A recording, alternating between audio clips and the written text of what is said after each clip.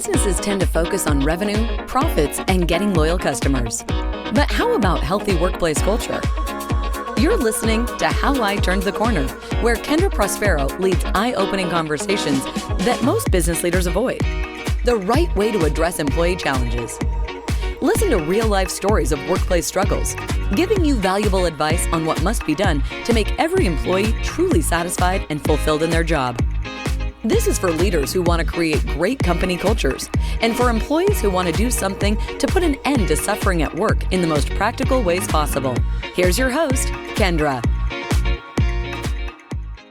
Many of you have heard me say over the years that I believe we give up the finest hours of our day and the finest years of our lives for work. And I think it should matter. And I think fundamentally, we all believe that the work should matter. I mean, after all, it's sunny outside, it's gorgeous. I have tons of energy right now, and I'm working. And I'm young and spry and able-bodied, and I'm working these years because I love what I do. Now, many people don't love what they do. And most of that comes from that I think most of us founders and entrepreneurs don't know how to create the conditions in our cultures where people can thrive. Now, our guest today has put people first.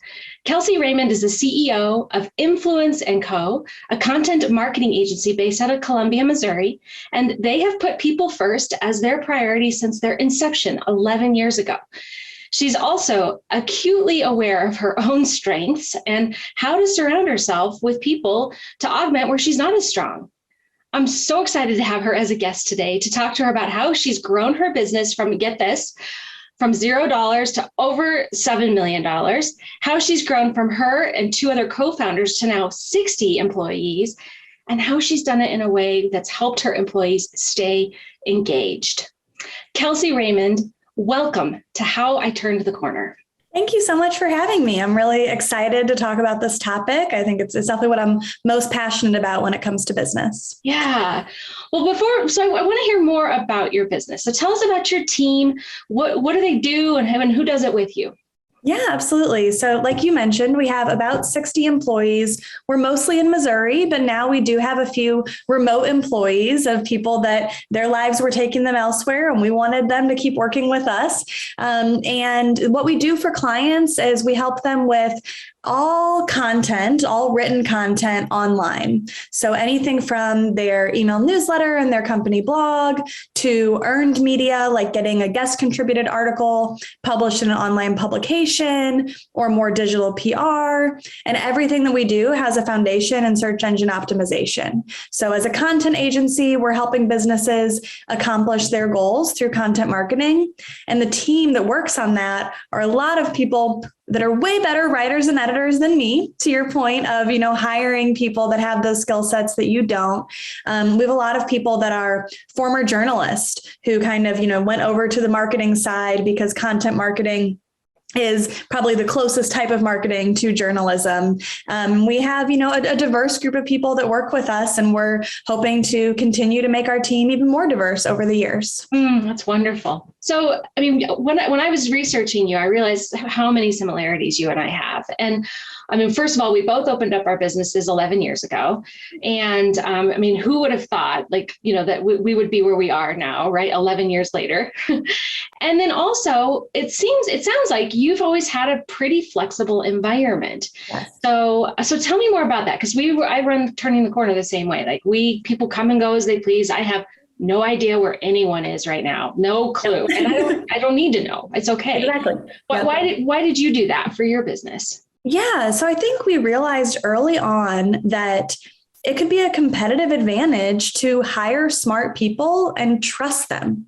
And that seems so basic. Right. But what we realized is that so few companies were doing that. And if you looked at all of these policies that companies had in place, whether it was, the hours that you had to work, you have to be here at 9 and leave at 5, or where you had to work, you have to be in the office and in the seat, or a dress code or things like that, they all come down to really a lack of trust. And so one of our core values from day one has been to treat others with trust and respect. And from my perspective, the best way that you can do that is by truly giving them autonomy. And so we've really seen that, if you hire the right people and you put, some expectations and some kind of parameters in place and help them see what the end goal is, you don't need to have policies for everything. Sometimes I use the silly example, but like we don't have a dress code policy at our work when people do come into the office, but nobody shows up naked. Like right. If you hire smart people that you can trust, you don't really need a lot of that. And I think it really attracts people as well that want to be autonomous, that are really driven, that want to kind of have ownership over their career. And those are the type of people that we love working with. Yeah, makes so much sense. And it's amazing how few people do that. Mm-hmm. I've worked with clients in the past that have had these very strict requirements for, arrival and departure times. And for no reason. It's not like it's a retail shop that, has to open and let customers in, or even a manufacturing environment where there's maybe shift teams working together. And there's really no logical reason for it. And as I dug in, it was always about trust. Yep. And generally, they didn't even trust themselves to do things the right way. And so it really becomes this whole mind shift or mindset issue with people, with folks. So I really appreciate that you're doing that. And I agree. It's attracted the most incredible employees to my company by just really honing in on that flexibility. Mm-hmm. What are some other things that you have noticed you do differently than other businesses?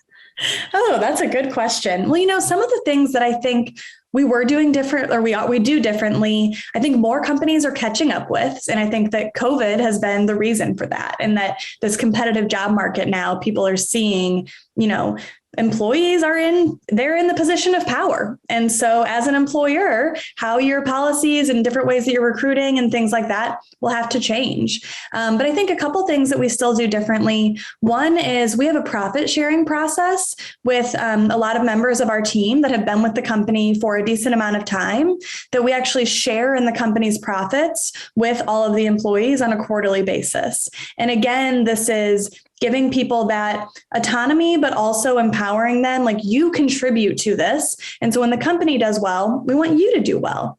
Other things that we do, we really put an emphasis on mental health in our organization. And this is because it's something that is very important to me personally. I have multiple family members that struggle with different mental illnesses.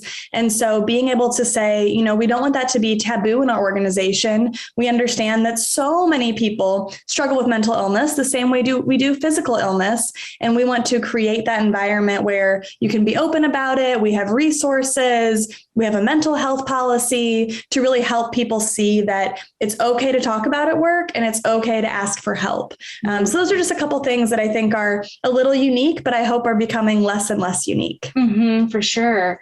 That's beautiful. So now you've been a CEO for 11 years. Mm-hmm. When you think back into those earlier days, like what are some things that you're now kind of embarrassed about that you did? Oh my gosh, so many. I think a big thing is that early on, and part of this I think was also like a function of my age and our other founders' age. Like we were young, so the things that we wanted to do, tons of company happy hours. That was like the only go-to bonding experience was a happy hour. Well, realizing after a few years, that's not as easy for people who have to pick up kids after work. And some people don't drink. That's not a great environment for them. So just some things where I feel like we were unaware of, making sure that the company was inclusive for all people. The other thing I think is that we led way too much with our perks instead of what the actual work was in a recruiting aspect. And what this did, so we would be like, oh, we have all this flexibility and we've got a ping pong table in the office and you can bring your dog to work and all these fun things. And what we realized is that then we were attracting people who only wanted to work with us because they thought it'd be fun and all these perks. And they didn't want to work with us because they were excited about the actual work they'd be doing every day. And so that was a really big learning experience for us of now we really lead with the work. And then the perks are something you find out about more, when you've already accepted the offer and you're like, oh, this is just cherry on top. But we really try not to lead with those as much in the recruiting process. Mm-hmm, mm-hmm. Yeah, that's an interesting lesson. I see that in a lot of mission-based organizations where people will be attracted to the organization because of the mission, but not so much realizing that it's a job. Yeah. And it's some parts of it, no matter how amazing the environment is, it's going to be hard. Yep. Yeah. So, there's going to be stressful days. Yeah. Yeah. That makes a lot of sense. That's great. So now, I mean, what keeps you up now about your company? What keeps you up at night? Oh my gosh, a lot of things as well. I think the things that keep me up at night are wanting to make sure that we can continue to be a really financially stable company so that we can continue to give raises and bonuses and increase compensation over time. Because especially right now with inflation being so high, if we gave someone a 7% raise this year, that's actually a pay cut when inflation is at 9%. And so wanting to make sure that, I think in 2020, the start of the pandemic was a big wake up call for us of some of the things that we were doing that were not putting us into a stable spot. And so really to me, at the end of the day, if the company's not in a financially stable spot, then I can't guarantee that everyone's jobs will be here 5 years from now. And so that's, maybe not as the exciting part, but that's really what keeps me up, is making sure that we can continue to increase compensation over time. Because at the end of the day, even if you have a wonderful work environment where people feel respected and engaged and all of that, if they're not being paid competitively and they can't pay their bills in a really, comfortable way, then none of that other stuff really matters. Mm-hmm. Yeah, we don't volunteer for work. Exactly. Yeah. Yep. Yeah. So let's go back to your recruiting process a little bit and hiring process. What is your process? I'm just kind of getting a little tactical. Yeah, we've changed it a lot over the last 2 years. And I want to give a credit to our director of HR, Courtney Mudd, because she was really the pushing force behind the changes that we made. And she was pushing us to go more to a hiring committee model versus having one person in-house who was doing most of the recruiting.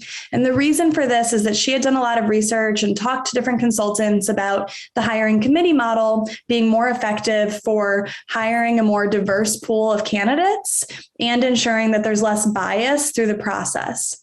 So now one big change that we made is that every job posting stays up for at least 30 days so that we can evaluate all the candidates once they've come in and have a much larger candidate pool. We used to just post the job posting, and once we felt like we had enough, whatever arbitrary number we were choosing, we would take down the job posting. Now, by having it up for a longer period of time, we're normally creating a larger pool of candidates. We're also being really specific in where we post job postings and contacts that we've reached out to try to make sure that we're reaching a really diverse group of people. And then with the hiring committee model, we have a search advocate who's the individual who's interacting with all the candidates through setting up interviews. And they're also reviewing all of the interview notes from the people doing the interviews and looking for anywhere where they feel like there could be bias.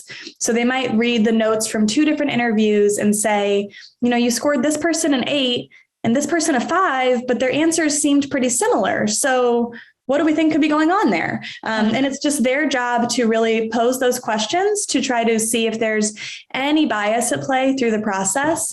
I'll pause there because I know it's a very, very long process, but I think the overarching theme is that there's multiple people involved and it's not one person's decision. And we also use a scorecard and ask all the same questions to make sure that we're creating that equitable experience throughout the process, which is very different because we used to just do more of, let's have a conversation, which feels great in the moment because you feel like you're being more natural and getting to know people. But then when you're discussing candidates and you feel like you're comparing apples to oranges of the questions that you asked, you can't really make a great decision from that. So putting more structure in place was really important to us in this change of the process. Yeah, that's great. I love all that.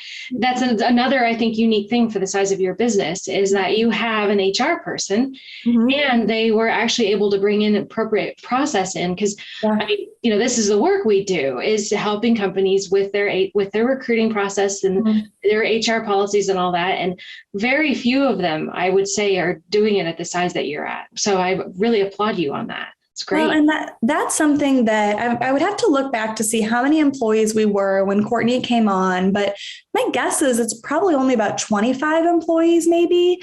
And I think that when I think back to like why we've been able to create a company culture that I am really proud of, I think that's a big part of it, because having someone that owns that area of HR and can really wake up every day thinking about how do we create the best work environment for our employees? How do we make people feel appreciated and trusted and respected?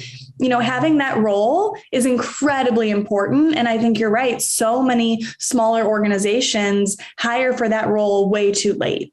Mm-hmm. Yeah, no, I think that's amazing. And that's another thing that we have in common is that we eat our own dog food, right? Good. You use your own content marketing for marketing your company. Mm-hmm. And we do the same thing with HR. Like one of our values is everyone they have to love their job. Like it makes no sense to be a part of turning the corner and not love your job. Yeah.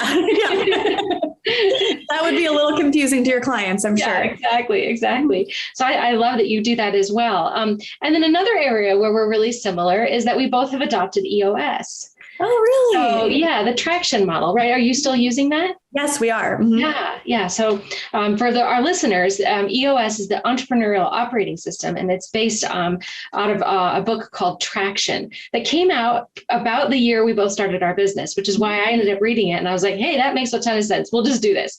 So we self-implemented it from kind of day one.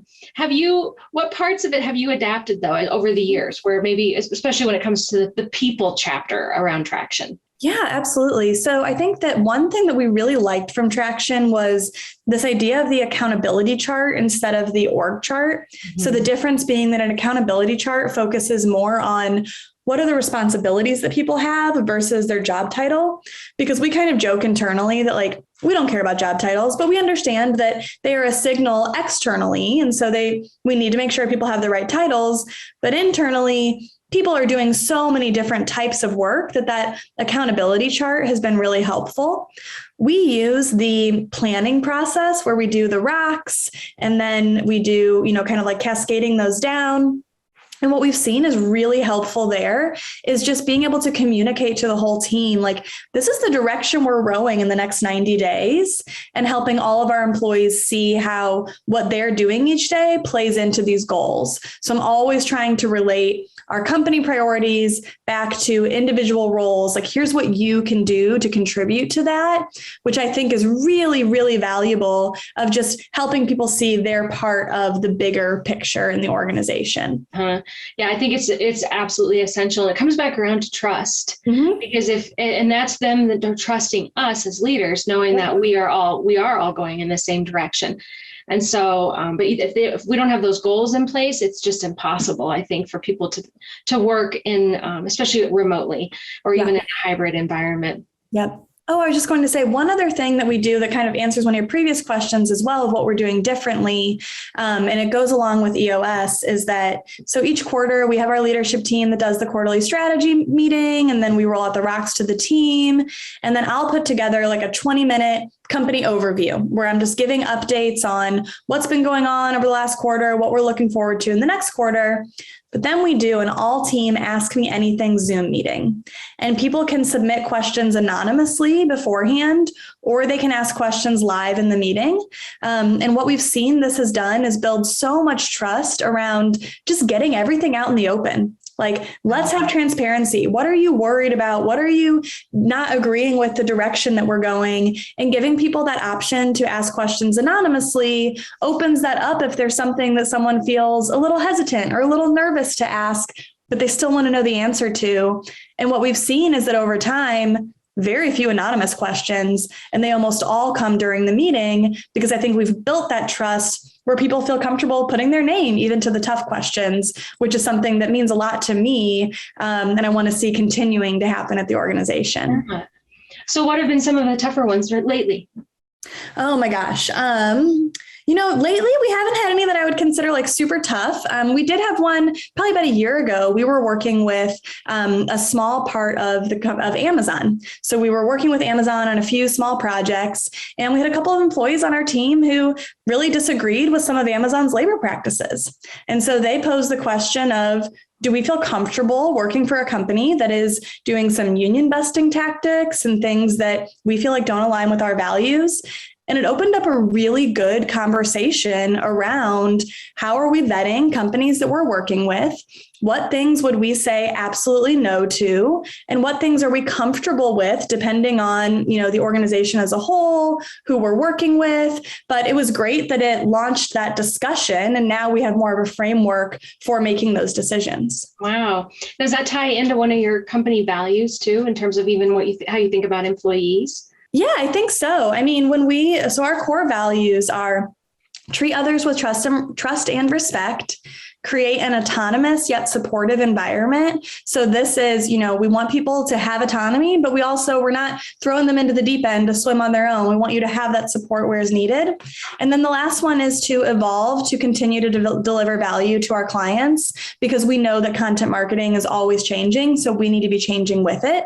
And so I think it really relates probably to all three of those in some way. But, specifically around creating that autonomous yet supportive environment is where is that level of autonomy of, do you get to choose which clients you work on? And we kind of have some procedures that are in place now for that someone can raise their hand if they get assigned an account that they feel like conflicts with their personal values. Mm-hmm, mm-hmm.